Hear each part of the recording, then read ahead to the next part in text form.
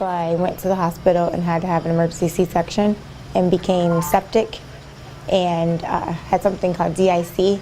Sepsis, it stops the circulation to the limbs, and so I had to have amputations in January. They're just legs. I mean, yeah, their legs are important, but I'm alive and I have my eyesight. I was afraid I was going to lose my arm, but I didn't.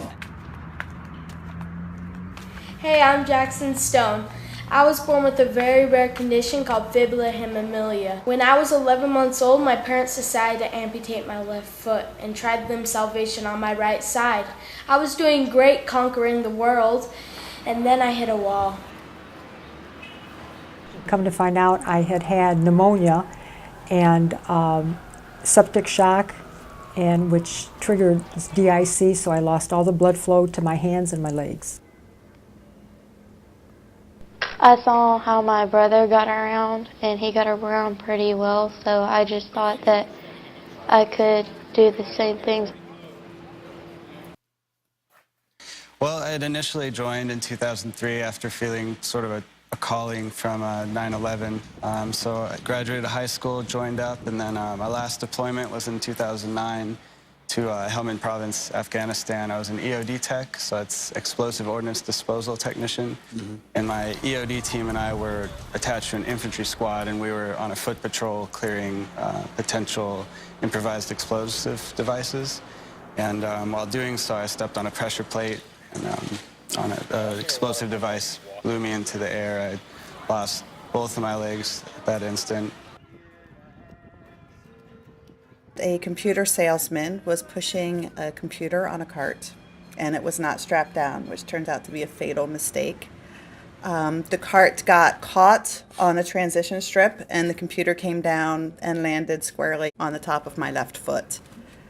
I tried for 5 years to save my foot, over 25 surgeries, and I finally got to the point where it was better to cut my losses and become an amputee and take that leap of faith and get rid of the pain and get rid of the narcotic use and get rid of the crutches, get a prosthetic, and move on with my life.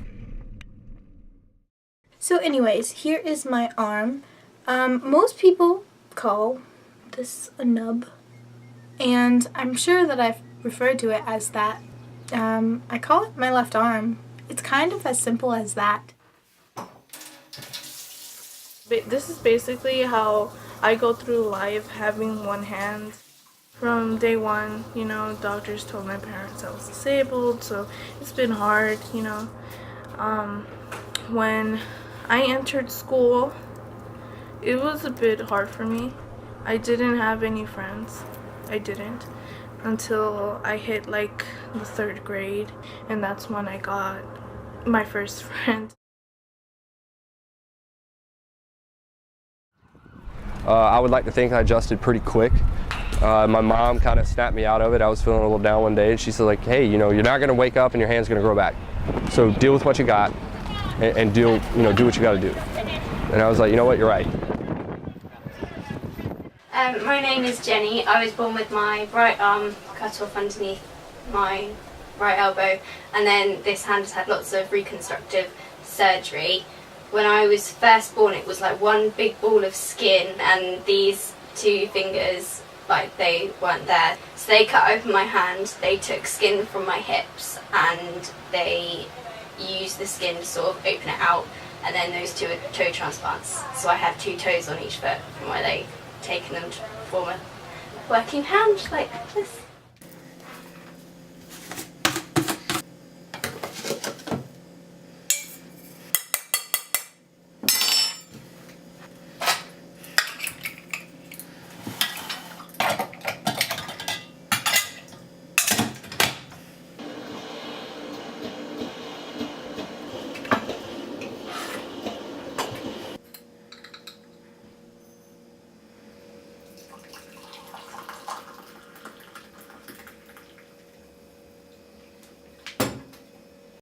I pulled out the smaller blade, and with the smaller blade then I actually started the amputation. The smaller one was still a little more sharp. I ended up taking the pliers side of the knife and using that to grab and twist and rip until the tendon gave way. Boom, and I wasn't even attached anymore, and I fell down like this, and I was free.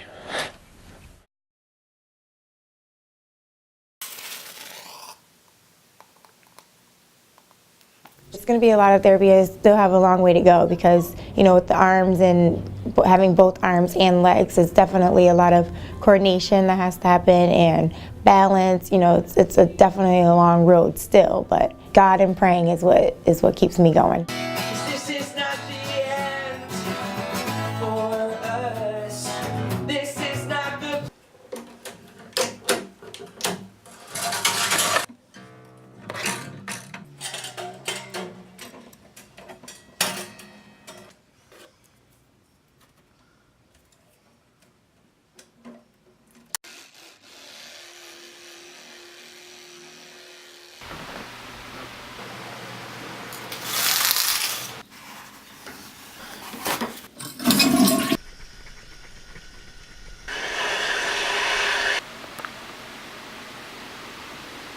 Yeah, sure.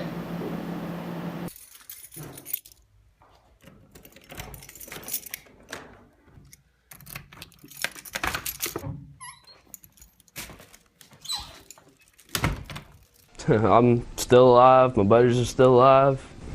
I care less about the arm.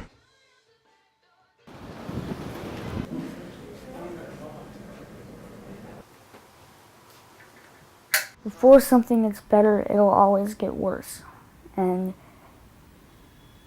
I've learned that my whole life. Now I have to go through all the crappy stuff before I get to the good stuff.